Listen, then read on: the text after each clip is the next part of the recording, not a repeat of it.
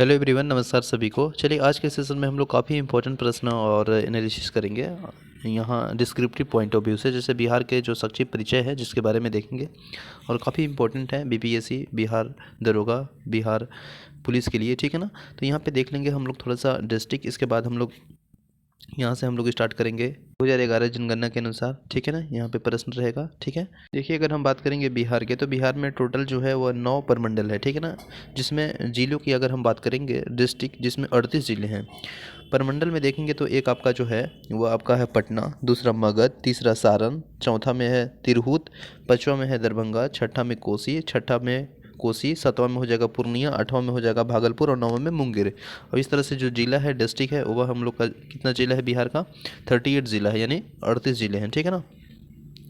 तो हम लोग देखते हैं थोड़ा सा बिहार के जो जानकारी है उसके बारे में संदर्भ में थोड़ा सा। चलिए स्टार्ट करते हैं। नेक्स्ट यहाँ पे देखेंगे कि बिहार के संदर्भ में प्रथम जानकारी हमें शतपथ ब्राह्मण से मिलती है, जिसमें अपने पुरोहित गौतम राहुगण के साथ विंदेध, है ना, माधव नामक एक राजा का उल्लेखन है, जिसने मिथिला का गौरवशाली साम्राज्य की आधारशिला रखी।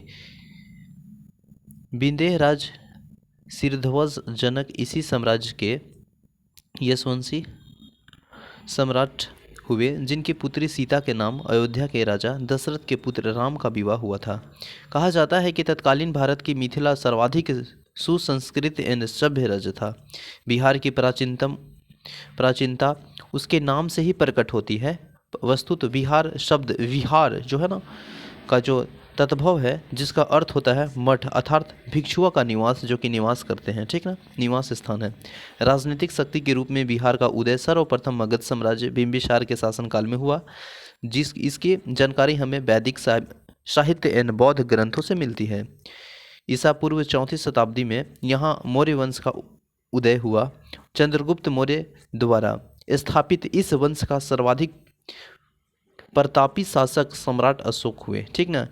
ईस्वी सन 4वीं-5वीं शताब्दी में गुप्त वंश के शासनकाल में मगध साम्राज्य पुनः उन्नति के शिखर पर पहुंच गया, ठीक है। और इसके पश्चात बंगाल के पाल वंश के शासकों ने 1197 ईस्वी तक यहाँ शासक किया। 12वीं से 17वीं शताब्दी तक बिहार में मुस्लिम शासन रहा, और जिसका जो व्यापक प्रभाव है वह आज भी बिहार के सामाजिक सांस्कृतिक ताना बाना पर स्पष्ट रूप से दृष्टिगोचर होता है। 12वीं शताब्दी के मुस्लिम आक्रमणकारियों ने इस प्रदेश को बिहार के नाम से संबोधित करना शुरू कर दिया, ठीक है ना। बात देखेंगे कि शेर शाह सूरी के समय सूबे के रूप में बिहार को नई मान्यता मिली तथा प्रशासनिक इकाई के रूप में बिहार का स्थान अंग्रेजों के आगमन तक बना रहा। 1764 ईस्वी की बक्सर की लड़ाई में विजयी होकर अंग्रेजों ने बिहार पर जो कब्जा किया वह 1947 में देश के आज़ाद होने तक जारी रहा। यहाँ पे याद रखेंगे, 1764 के बक्सर की लड़ाई में विजयी होकर अंग्रेजों ने बिहार पर जो कब्जा किया वह 1947 ईस्वी में देश के आज़ादी होने तक जारी रहा। नेक्स्ट है पॉइंट, 1764 ईस्वी में बंगाल के नवाबों के अंग्रेजों से पराजित होने के बावजूद बिहार बंगाल का भी एक अंग रहा। नेक्स्ट पॉइंट है 1911 ईस्वी में बिहार और उड़ीसा के संयुक्त रूप से बंगाल प्रेसिडेंसी से अलग रहा और एक पृथक राज्य बनाने की घोषणा की गई, और बंगाल का विभाजन हुआ तथा 1 अप्रैल 1912 को बिहार के नाम से एक पृथक प्रांत का विधिवत उद्घाटन हुआ। पहली बार 1936 में बिहार को 2 राज्यों को विभाजित कर दिया गया। उड़ीसा, जो बिहार की एक कमिश्नरी थी, को एक अलग प्रांत का दर्जा दिया गया। स्वतंत्रता प्राप्ति के बाद 1948 ईस्वी में सरायकेला और खरसावां 2 स्थानीय देसी राजाओं को स्टेट को बिहार में शामिल कर दिया गया और इन्हें सिंहभूम जिले के अंग बना दिया गया। किंतु 1956 ईस्वी में जब राज्यों का पुनर्गठन हुआ तब पुरुलिया और किशनगंज के कुछ भागों को काटकर पश्चिम बंगाल में शामिल किया गया, और इस प्रकार जो बिहार अस्तित्व में आया वह वर्ष 2000 ईस्वी में झारखंड राज्य के निर्माण होने तक क्षेत्रफल की दृष्टि से देश का 9वां और जनसंख्या की दृष्टि से देश का तीसरा बड़ा राज्य बन रहा। 2001 के जनगणना के अनुसार यहाँ बात की जा रही है। 2001 की जनगणना के बाद बिहार का क्षेत्रफल दृष्टि से देश का बड़ा हुआ, जो कि तेलंगाना बनने के बाद, और जनसंख्या की दृष्टि से तीसरा बड़ा राज्य रहा है। ठीक है, 2001। अब देखेंगे जो बिहार राज्य का परिचय के बारे में हम लोग देखेंगे कि जो नाम है वो बिहार है। बिहार का स्थापना दिवस जो कि 22 मार्च है, स्थापना दिवस के रूप में मनाया जाता है।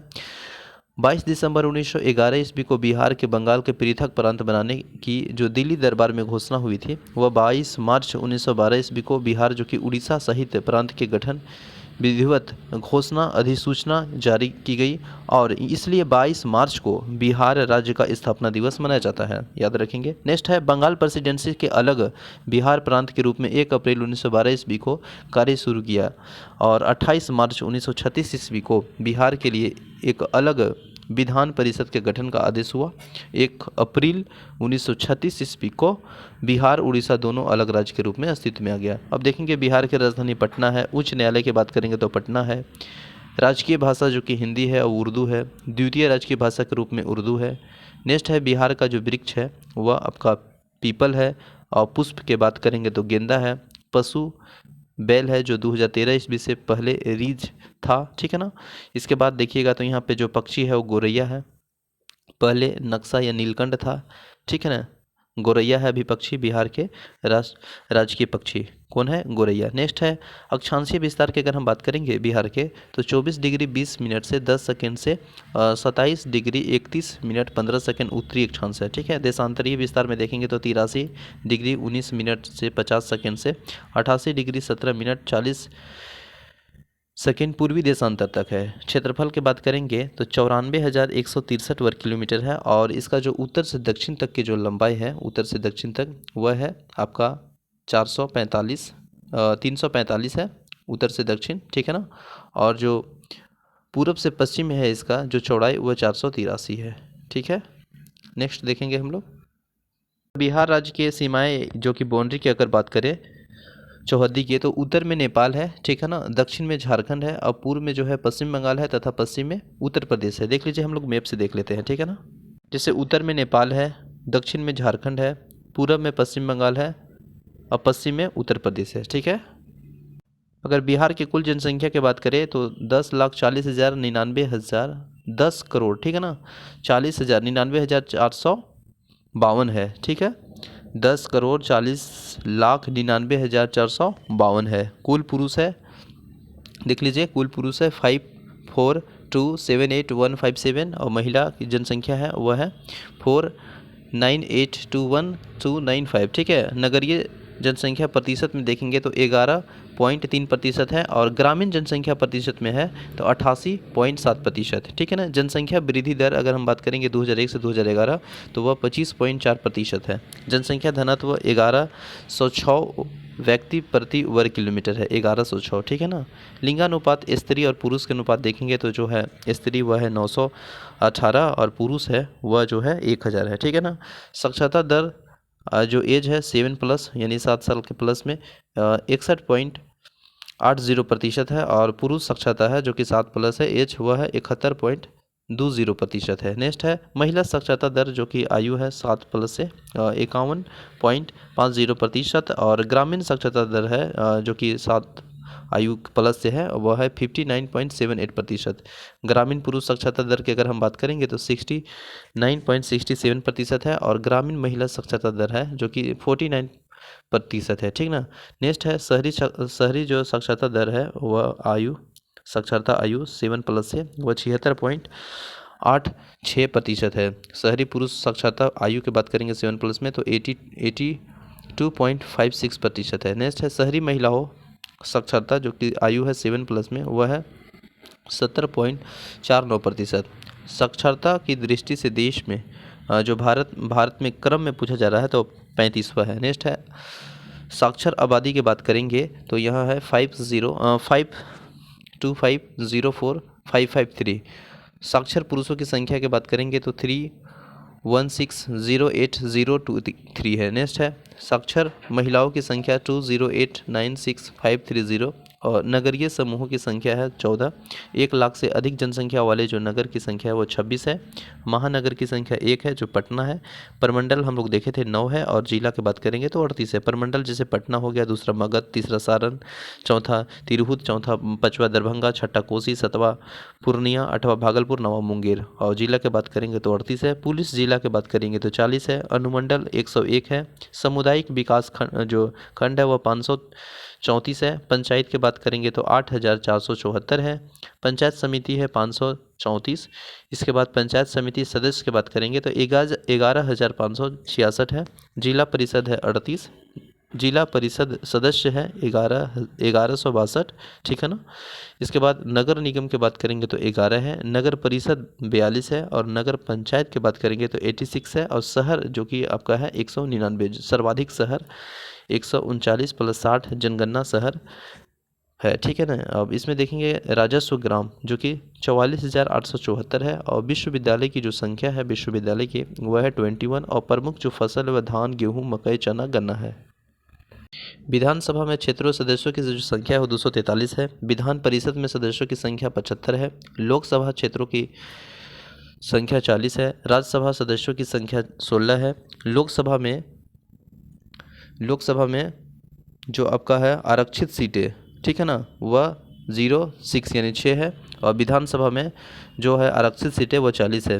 पंचायत सदस्यों की संख्या 116023 है। और पंचायत प्रमुख मुखिया की जो संख्या है वह 8437 है। क्षेत्रफल की दृष्टि से सबसे बड़ा जिला की अगर हम बात करेंगे तो पश्चिम चंपारण है। और सबसे छोटा जिला अगर क्षेत्रफल की दृष्टि से देखेंगे तो शिवहर है। सर्वाधिक जनसंख्या वाला जिला है जो कि पटना।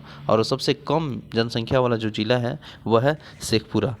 सर्वाधिक जो कि दशकीय वृद्धि वाला जिला है वह मधेपुरा है 31.12%। और सबसे कम 10 की वृद्धि वाला जो जिला है वह गोपालगंज है 19.02%, ठीक है ना। सर्वाधिक जनसंख्या घनत्व वाला जिला है शिवहर 1880। और सबसे कम जनसंख्या घनत्व वाला जिला है कैमूर जो कि 488 है। सर्वाधिक लिंगानुपात वाला जिला अगर बात करेंगे तो गोपालगंज है 1021 है। और सबसे कम लिंगानुपात वाला जिला है जो कि मुंगेर है 876, ठीक है ना, 1000 में 876 है। नेक्स्ट है सर्वाधिक साक्षरता वाला जिला है तो रोहतास है 73.37% साक्षरता है। और सबसे कम साक्षरता की बात करेंगे तो पूर्णिया है 51.08%, ठीक है ना। सबसे बड़ा नगर है वह पटना है। और क्षेत्रफल की दृष्टि से बिहार का क्षेत्र में बिहार का देश में कौन स्थान है 12वां, 13वां जो तेलंगाना बनने के बाद हुआ। इसके बाद फिर जनसंख्या की दृष्टि से बिहार का देश में कौन स्थान है तो तीसरा है। जनसंख्या घनत्व की दृष्टि से बिहार का देश में स्थान है वो पहला है केवल केरल में, ठीक है। छठा राज्यों का केंद्र शासित प्रदेश में, ठीक है ना। अब देखिए सर्वाधिक वर्षा वाला जो जिला है वो किशनगंज है, वहाँ पे सर्वाधिक वर्षा होती है। इसके बाद सबसे कम वर्षा वाला जिला की बात करेंगे तो वहाँ आपका औरंगाबाद है। और सर्वाधिक गर्म जिला जो कि गया है। और ठंडा जिला भी आपका गया है, ठीक है ना। सबसे बड़ी सिंचाई परियोजना की बात करेंगे तो गंडक परियोजना है। और राज्य में राजमार्गों की जो लंबाई है, राष्ट्रीय राजमार्गों की जो लंबाई है वह 3734.38 किलोमीटर है। जलवायु कैसा है बिहार का, मानसूनी है। और वो औसत वर्षा होती है 1054 मिलीमीटर, ठीक है ना। और कुल वन क्षेत्र है वह 6,22,000 हेक्टेयर है जो कि प्रतिशत में देखेंगे ओवरऑल तो 6.65% है। इस नेक्स्ट है शुद्ध बोया गया क्षेत्र है जो कि आपका 53.32 लाख हेक्टेयर है। और ओवरऑल में 57% है। गैर कृषि कार्यों में लगा जो भूमि है वह 16.90% है, लाख हेक्टेयर है। और माफ़ कीजिएगा 16.90 लाख हेक्टेयर है, प्रतिशत में 17.8% है। ऊसर और गैर कृषि योग्य भूमि जो है वह 4.32 लाख हेक्टेयर है। और प्रतिशत में देखेंगे तो 4.6% है। स्थायी चारागाह की बात करेंगे तो 15,780 हेक्टेयर है। और प्रतिशत में 0.2% है। विविध पेड़ और बगीचा में देखेंगे तो हम लोग का जो 2,43,980 हेक्टेयर है। और प्रतिशत में 2.6% है। कृषि योग्य बंजर भूमि है वह 45,380 हेक्टेयर है। और प्रतिशत में 0.5% है। चालू प्रति भूमि है जो कि 8,57,620 हेक्टेयर है। और प्रतिशत में 9.2% है। अन्य प्रति भूमि की बात करेंगे तो 1,22,000 हेक्टेयर है। और प्रतिशत में 1.3% है। ये जो उपयुक्त डाटा था 2011 के अनुसार था। तो आई होप सेशन अच्छा लगा होगा। थैंक यू एवरीवन, मिलते हैं नेक्स्ट सेशन में। जय हिंद।